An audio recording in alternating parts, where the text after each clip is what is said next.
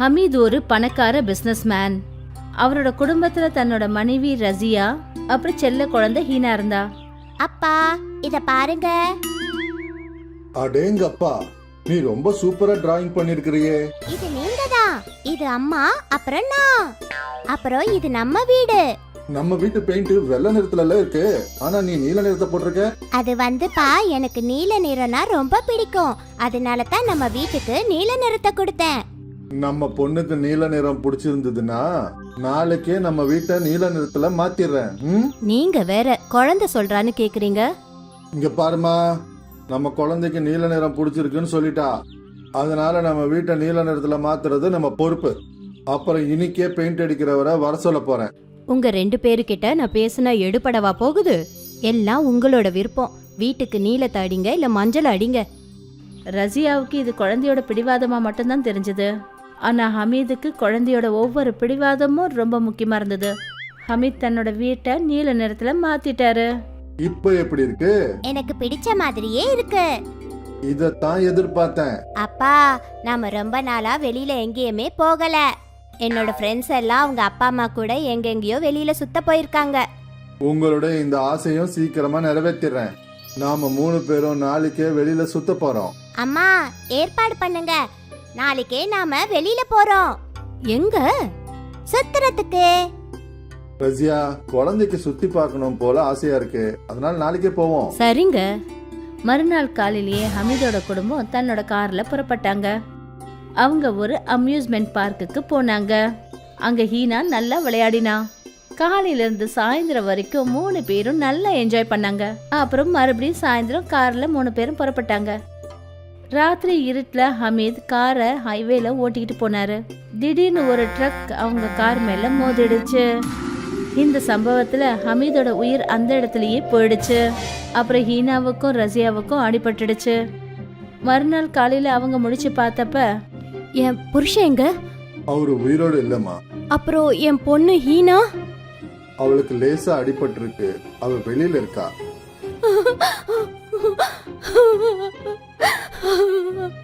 உங்க தலையில பயங்கரமா அடிபட்டு இருக்கு, நீங்க இப்ப ஓய்வு எடுக்கணும்.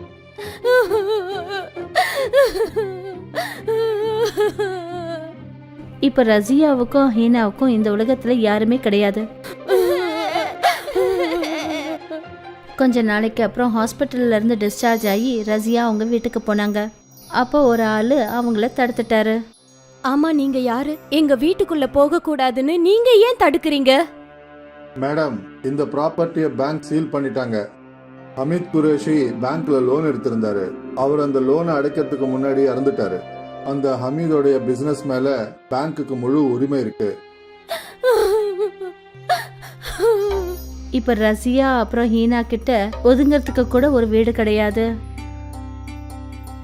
ரசியா அழுதுகிட்டே நடந்து போயிட்டு இருந்தா. அவங்க 2 பேரும் ஒரு பார்க்கு கிட்ட போனாங்க. அப்புறம் ரசியா ஒரு பெஞ்ச்ல போய் உட்கார்ந்தா. என்னம்மா ஆச்சு? அந்த அங்கிள் ஏன் நம்ம வீட்டுக்குள்ள போக விடல? இப்ப நமக்கு அந்த வீடு சொந்தம் இல்ல ஹீனா. ஆனா ஏன்? இதெல்லாம் உங்க அப்பாக்கு மட்டும்தானே தெரியும். அப்ப நாம இனிமே எங்க இருக்கிறது? தெரியலையேடா. ரசியா அழுதுகிட்டு இருந்தா. அவ அழற சத்தம் ஒரு லேடியோட காதுல விழுந்துச்சு.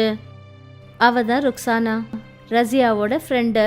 ருக்ஸானா ரசியா கிட்ட வந்தா. ரசியா, நீ எதுக்காக இந்த மாதிரி அழற? ருக்ஸானா. ரசியா அழுதுகிட்டே தன்னோட ஃப்ரெண்டு கிட்ட அவளுக்கு நடந்த விஷயத்த எல்லாத்தையும் சொன்னா. அல்லா, இது என்ன கொடுமை! அந்த கடவுள் எனக்கு மட்டும்தான் கஷ்டத்தை கொடுத்தாருன்னு நினைச்சேன். ஆனா உன்னோட வேதனை என் வேதனையை விட அதிகமா இருக்கே. என் புருஷன் என்னை விட்டுட்டு இன்னொரு பொம்பளைய கூட்டிக்கிட்டு போயிட்டான். ஆனா உனக்குன்னு ஒரு குழந்தை இருக்குல்லம்மா. இப்ப நான் என்ன பண்றதுன்னு எனக்கு புரியல. எங்க இருக்கிறதுன்னு தெரியல. ரசியா, நீங்க என் கூட தங்கிக்கலாம். நன்றி, உனக்கு ரொம்ப ரொம்ப நன்றி ருக்ஸானா. உன்னோட கஷ்டமான சூழ்நிலையில என்னால உதவ முடிஞ்சதே, அதுவே போதும். நான் இங்க தான் பக்கத்துல ஒரு குடிசையில இருக்கேன். அப்புறம் இந்த பார்க்குக்கு வெளியில தான் கபாப் செஞ்சு வியாபாரம் பண்றேன். என் கூட வாங்க. ருக்ஸானா ஹீனாவையும் ரசியாவையும் தன்னோட வீட்டுக்கு கூட்டிட்டு போனா. இந்த வீட்டுல இந்த ஒரு ரூம் தான் இருக்கு. நல்லா இருக்கு. ருக்ஸானா 2 பேருக்கும் சாப்பாடு பரிமாறினா. அப்புறம் அம்மாவும் பொண்ணும் வயிறார சாப்பிட்டாங்க. அப்புறம் அந்த குடிசையிலேயே தூங்கிட்டாங்க. மறுநாள் காலையில ருக்ஸானா சீக்கிரமா எழுந்து கபாப் செய்யறதுக்கான ஏற்பாடுகள் செஞ்சுட்டு இருந்தா. என்னையும் எழுப்பி இருக்கலாம்ல. நீ நல்லா ஆழ்ந்த தூக்கத்துல இருந்த, ஒன்னு எதுக்காக கஷ்டப்படுத்தணும்னு தான் வேண்டான்னு விட்டுட்டேன். எனக்காக நீ இவ்வளவு செஞ்சிருக்க, உனக்காக நான் கொஞ்சமாவது உதவியா இருக்கலாம் இல்லையா? அப்புறம் ரசியாவும் ருக்ஸானாவோட சேர்ந்து கபாப் செய்ய ஆரம்பிச்சா. நீ ரொம்ப நல்லா கபாப் பண்றியே. ஹீனாவோட அப்பாவும் இதைத்தான் சொல்லுவாரு. நான் செய்யற கபாப் அவருக்கு ரொம்ப பிடிக்கும். ரசியா, உனக்கு ஏற்பட்ட வழியிலேருந்து நீ கொஞ்சம் விடுபட்டு தான் ஆகணும். ஹீனாவோட அப்பாவும் கூட எப்பவுமே துணையா இருப்பாரு. ஆ, கபாப் ரெடி ஆனதுக்கு அப்புறமா ருக்ஸானா அதை விற்கிறதுக்காக பார்க் வாசலுக்கு போயிடுவா. ஆண்டி ஒரு கபாப் பாவ் கொடுங்க. இந்த பக்கம்னா 20 ரூபா. அந்த பையன் அந்த கபாப்பாவை சாப்பிட்டுட்டான். ஆண்டி இன்னொன்னு கொடுங்க. அவன் இன்னொரு கபாப்பாவையும் சாப்பிட்டான். இன்னொன்னு. எவ்வளவு சுவையா இருக்கு இந்த கபாப் பாவ். அந்த பையன் சொன்னதை கேட்டுட்டு ருக்ஸானாவும் ஒரு கபாபை சாப்பிட்டு பார்த்தா. உண்மையிலேயே ரசியா கபாப் ரொம்ப நல்லா பண்ணிருக்கா. இன்னைக்கு குறைஞ்ச நேரத்திலேயே ருக்ஸானா எல்லா கபாபையும் வித்துட்டா. இங்க பாரு ரசியா, இன்னைக்கு நான் கொண்டு போன கபாபெல்லாம் முடிஞ்சிருச்சு. உன்னோட கையில ஒரு அதிசயமே இருக்கு. மக்கள் 1, 2ன்னு கபாப் பாவ் வாங்கி சாப்பிட்டுக்கிட்டே போறாங்க. நான் செஞ்ச கபாப் பாவ் எல்லாமே வித்து போச்சா? ஆமா, நாளைக்கு இன்னும் கொஞ்சம் அதிகமா செய்யலாம்.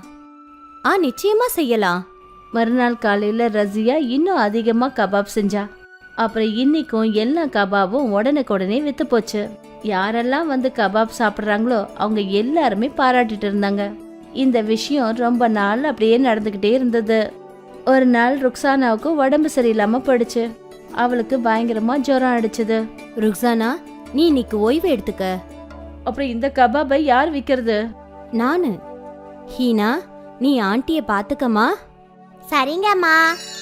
ஆனா இதை உன்னால எப்படி செய்ய முடியும்? தினமும் நீ பண்ற மாதிரி தான். கவலைப்படாத, நான் எல்லாத்தையும் பாத்துக்கிறேன். ரசியா கபாப்பாவை எடுத்துக்கிட்டு பார்க்குக்கு வெளியில போய் நின்னா. ஒருத்தர்னு நிறைய பேர் வந்து கபாப் வாங்கினாங்க. அப்புறம் ஒரு ஆளு ரசியா கிட்ட வந்தாரு.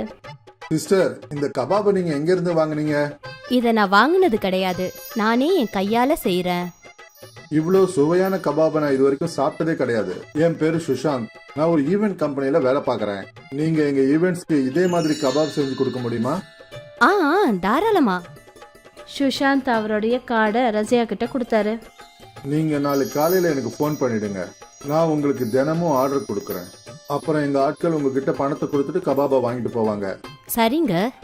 அதை கேட்டதும் ரசியாவுக்கு ரொம்ப சந்தோஷமா இருந்தது. ராத்திரி வீட்டுக்கு போனதும் ருக்ஸானா அப்புறம் ஹீனா கிட்ட நடந்த விஷயத்த சொன்னா. இது உண்மையிலேயே நல்ல செய்தி ரசியா. மறுநாள் காலையில சுஷாந்துக்கு ரசியா ஃபோன் பண்ணா. அப்புறம் அவரு 1000 கபாப்கான ஆர்டர் கொடுத்தாரு. ரசியாவும் ருக்ஸானாவும் சேர்ந்து கபாபை செஞ்சாங்க. அப்புறம் கம்பெனி ஆட்கள் கிட்ட அந்த கபாபை கொடுத்துட்டு அவங்க கிட்ட பணத்தை வாங்கிக்கிட்டாங்க. இந்த பிஸ்னஸ் நடந்துகிட்டே இருந்தது. சுஷாந்த் தினமும் ரசியாவுக்கு கபாப் ஆர்டர் கொடுப்பாரு. ரசியா ருக்ஸானாவோட வருமானம் அதிகமாயிடுச்சு. இப்போ அவங்க 2 பேரும் ஒரு அழகான நல்ல வீடா வாங்கிட்டாங்க. ஹீனா மறுபடியும் ஸ்கூலுக்கு போக ஆரம்பிச்சா. ரசியாவும் ருக்ஸானாவும் இன்னும் நிறைய லேடிஸை தன்னோட வேலைக்கு வச்சுக்கிட்டாங்க. இது போல கபாப்பா 3 பேரோட வாழ்க்கையையும் மாத்திடுச்சு. முக்கத்துக்கு பனைமர தோப்பு இருந்தது. அவரு பனைமரத்துல ஏறி பனங்காய்களை பறிச்சு போடுவாரு.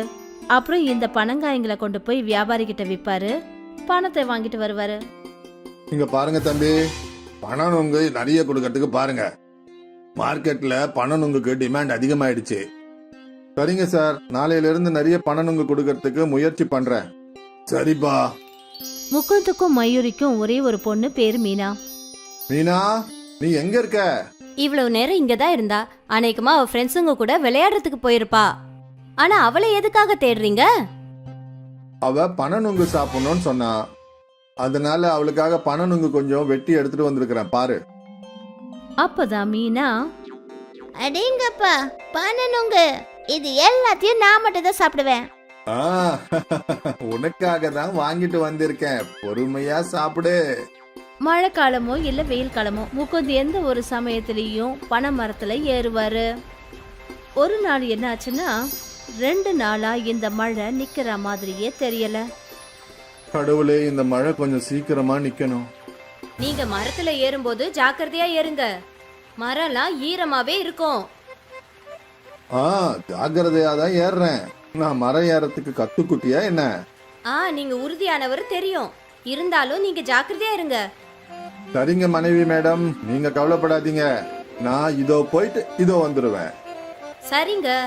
முகுந்த் பனை மரத்து மேல ஏறிட்டாரு. அவர் ரொம்ப ஜாக்கிரதையா ஒவ்வொரு பனங்காயா வெட்டிக்கிட்டு இருந்தாரு. கொஞ்ச நேரம் ஆயிடுச்சு. அப்பதான் திடீர்னு மீனா அந்த இடத்துக்கு வந்தா. அப்பா! மீனாவோட குரலை கேட்டுட்டு முகுந்தோட கவனம் சிதறிடுச்சு. அப்புறம் அவரு மரத்துல இருந்து வழுக்கி நேரா கீழே விழுந்துட்டாரு. அப்பா! மீனா உடனே அங்க இருந்த கிராமத்து ஜனங்களுக்கு குரல் கொடுத்தா. எல்லாரும் அங்கிருந்து ஓடி வந்தாங்க. மாமா! அப்பா கீழே விழுந்துட்டாரு. கிராமத்து ஜனங்கள்லாம் அங்க ஒண்ணு கூடி வந்தாங்க. முகுந்துக்கு ஆபரேஷனும் பண்ணாங்க. ஆனா அவரால் எப்பவுமே அவரோட கால்ல நிக்கவே முடியாம போயிடுச்சு. இப்ப என்ன பண்றது? இனிமே என் குடும்பத்தை நான் எப்படி நடத்துவேன் தெரியலையே. நீங்க கவலைய விடுங்க. நிச்சயமா ஏதாவது பண்ணிக்கலாம். அந்த கடவுள் நமக்கு கஷ்டத்தை கொடுத்திருக்காருன்னா நிச்சயமா ஒரு நல்ல வழியையும் காட்டுவாரு. ஆனா எப்படி? நான் இப்ப ஊனமாயிட்டனே. இதுக்கு பதிலா அந்த கடவுள் என்ன கொன்னே இருக்கலாமே. அந்த மாதிரி எல்லாம் சொல்லாதீங்க. நீங்க தான் எங்களோட வாழ்க்கையே. முகுந்தும் மயூரியும் ரொம்ப வேதனையில இருந்தாங்க. இனிமே அவங்களோட எதிர்காலம் எப்படி இருக்குமோன்னு நினைச்சாங்க. கொஞ்ச நாளைக்கு அப்புறம் முகுந்த வீட்டுக்கு கூட்டிட்டு வந்தாங்க. முகுந்தும் மயூரியும் சேர்த்து வச்ச பணம் எல்லாமே முகுந்தோட ட்ரீட்மெண்ட்டுக்கே செலவாயிடுச்சு. நான் போய் எங்கேயாவது வேலை தேடுறேன். நீ வேலைக்கு போறியா? அப்ப வீட்டு வேலை எல்லாம் தனியா எப்படி பாத்துக்குவ? நான் ஏதாவது செய்யறேங்க. நிச்சயமா ஏதாவது ஒரு வேலை இருக்கும். இந்த நிலைமையில கூட என்னால செய்ய முடியும். இல்ல நீங்க ஓய்வெடுங்க. இல்ல மயூரி, நான் உனக்கு என்னைக்கும் சுமையா இருக்க மாட்டேன். இந்த நிலைமையில உங்களால என்ன செய்ய முடியும்? நிச்சயமா ஏதாவது இருக்கும். மறுநாள்ல இருந்து மயூரி வேலை தேடி அலைய ஆரம்பிச்சா. அவ நிறைய கடைகள் அப்புறம் கம்பெனி எல்லாம் ஏறி இறங்கிட்டா. ஆனா அவளுக்கு எங்கேயுமே ஒரு வேலை கூட கிடைக்கல. எனக்கு எந்த ஒரு வேலையும் கிடைக்கலங்க. பேசாம ஏதாவது தொழில் செய்யலான்னு யோசிக்கிறேன். ஆனா என்ன தொழிலு? நான் உனக்கு ஏதாவது உதவி பண்ண முடியுமா? இன்னைக்கு நான் மார்க்கெட்ல பக்கோடா கடைங்களை பார்த்தேன். ரொம்ப கூட்டம் இருக்கு. நானும் நல்லா பக்கோடா செய்வேங்க. நான் ஏன் பக்கோடா வியாபாரம் பண்ணக்கூடாது? அத செய்யலாமே. ஆனா எல்லாருக்கும் அந்த கடை பக்கோடா தான் ரொம்ப பிடிக்கும். அதனால நீ ஏதாவது புதுவிதமான பக்கோடா செஞ்சாதான் நல்லா இருக்கும். எப்படி புதுசா? அதாவது சைனீஸ் பக்கோடா இருக்கு. அது குழந்தைங்களுக்கு ரொம்பவே பிடிக்கும். அந்த மாதிரி ஏதாவது புதுசா? அந்த மாதிரி ஏதாவதுனா? மீனா நீ சொல்லு. உனக்கு சாப்பிடறதுக்கு என்னெல்லாம் பிடிக்கும்? எனக்கு மேகி ரொம்ப பிடிக்கும். மேகி பக்கோடா எப்படி இருக்கும்? மேகில பக்கோடா கூட செய்வாங்களா என்ன? அதுவும் ரொம்ப மொறுமொறுன்னு. போ மீனா, ஓடி போய் ஒரு மேகி பாக்கெட் வாங்கிட்டு வா. மீனா மேகி வாங்கறதுக்காக போயிட்டா. கொஞ்ச நேரத்துக்கு அப்புறமா 2 மேகி பாக்கெட் வாங்கிட்டு வந்தா. மீனா மேகிய வேக வச்சா. அப்புறம் அத அவ காய வச்சு அதுல கொஞ்சம் அவ மசாலாவை சேர்த்து கடாயில மேகி பக்கோடாவை பொரிக்க ஆரம்பிச்சா. மீனா அவங்க அம்மாவோட கையையே பாத்துக்கிட்டே இருந்தா. மேகி பக்கோடா பொரிச்சு வெளியே வந்த அடுத்த நிமிஷமே மீனா உடனே ஒரு பக்கோடாவை எடுத்தா. அத அவ வாயில போட்டுக்கிட்டா. ஏ சூடா இருக்கு. ரொம்ப சுவையா இருக்குமா. வாவ்! மீனா ஒரு பக்கோடாவை கொண்டு வந்து அவங்க அப்பா கிட்டயும் கொடுத்தா. இது உண்மையிலேயே ரொம்ப டேஸ்டியா இருக்கு. நான் தான் சொன்னேன்ல இது ரொம்ப சுவையா இருக்கும்னு. இந்த மேகி பக்கோடா மார்க்கெட்ல விக்கும்ல? நிச்சயமா. இது நெருப்ப போல பரவும். இத கேட்டுட்டு மயூரி சந்தோஷப்பட்டா. கொஞ்ச நாளைக்கு அப்புறம் மயூரியும் முகுந்தும் சேர்ந்து மார்க்கெட்ல மேகி பக்கோடா ஸ்டால போட்டாங்க. இது என்ன ஆண்டி? மேகி பக்கோடா? மேகில பக்கோடாவா? ஆமா. எனக்கு ஒரு பிளேட் கொடுங்க. இந்தாடா கண்ணு. மயூரி அந்த பொண்ணுக்கு மேகி பக்கோடா கொடுத்தா. வாவ், எவ்வளவு டேஸ்டியா இருக்கு. இது வரைக்கும் இப்படி ஒரு பக்கோடாவை நான் சாப்பிட்டதே இல்ல. அந்த பொண்ணை பார்த்துட்டு இன்னும் நிறைய பேர் மயூரியோட மேகி பக்கோடாவை சாப்பிட்டாங்க. ஆண்டி, இது ரொம்ப சூப்பரா இருக்கு. முகுந்த் மயூரிக்கு மேகி பக்கோடா பொரிக்கிறதுல உதவி செஞ்சாரு. அவரு பாவம் ஊனமா இருந்தாரு. முதல் நாளே மயூரிக்கும் முக்கந்துக்கும் நல்ல வருமானம் வர ஆரம்பிச்சிடுச்சு. அவங்க ரொம்ப சந்தோஷத்தோட வீட்டுக்கு திரும்பி வந்தாங்க. நான் நினைக்கவே இல்ல நமக்கு இப்படி ஒரு நல்ல வருமானம் வரும்னு. இந்த கஷ்டத்திலயும் நமக்கு கிடைச்ச ஒரே சந்தோஷம் இதுதான். அப்பா நீங்க கவலையே படாதீங்க, நம்மளோட எல்லா கஷ்டமும் சீக்கிரமா போயிடும், நீங்களும் சரியாயிடுவீங்க. அவங்களோட மொத்த குடும்பத்துக்கும் ஒரு நம்பிக்கையான பிடிப்பு ஏற்பட்டது. எல்லாரும் சேர்ந்து உழைச்சி ரொம்ப முயற்சி பண்ணாங்க. அவங்களோட மேகி பக்கோடா வியாபாரமும் நல்லபடியா போயிட்டு இருந்தது. கஸ்டமர்ஸ் எல்லாம் கூட்டமா வர ஆரம்பிச்சாங்க. அப்புறம் கூடவே அவங்களோட வருமானமும் அதிகமா வர ஆரம்பிச்சது. அவங்களோட மேகி பக்கோடா சீக்கிரத்துல ஃபேமஸ் ஆயிடுச்சு. அவங்களோட வருமானமும் பெருக ஆரம்பிச்சதுனால முகுந்துக்கு ஒரு நல்ல ட்ரீட்மெண்ட் ஆரம்பிச்சிடுச்சு. இந்த ட்ரீட்மெண்ட் மூலியமா முகுந்த் சார் நீங்க நடப்பீங்கன்ற நம்பிக்கை எனக்கு இருக்கு. கொஞ்சம் செட் ஆஃப் சர்ஜரி பண்ண வேண்டியது இருக்கும், ஏன்னா இந்த ட்ரீட்மெண்ட்டுக்கு உங்க பாடி நல்ல விதமா ரெஸ்பான்ஸ் பண்ணுது. இந்த விஷயமும் மொத்த குடும்பத்துக்கும் ஒரு நல்ல விஷயமா இருந்தது. 6 மாசத்துக்கு அப்புறமா இன்னைக்கு மயூரி மேகி பக்கோடாக்கு பெரிய கடை ஓபன் பண்ணா. அப்புறம் இந்த சந்தோஷத்தை விட பெரிய சந்தோஷம் முகுந்த் கொடுத்தாரு. அவரு இன்னைக்கு கொஞ்ச நேரத்துக்கு கொஞ்சம் தடுமாறி எழுந்து நின்னாரு. இதுல இருந்து என்ன தெரியுதுன்னா, இன்னும் கூடிய சீக்கிரத்துல தன்னோட கால்ல எழுந்து நிப்பாருன்னு தோணுது. அப்புறம் இதெல்லாம் அவங்களுடைய மேகி பக்கோடாவோட அற்புதத்தால நடந்தது.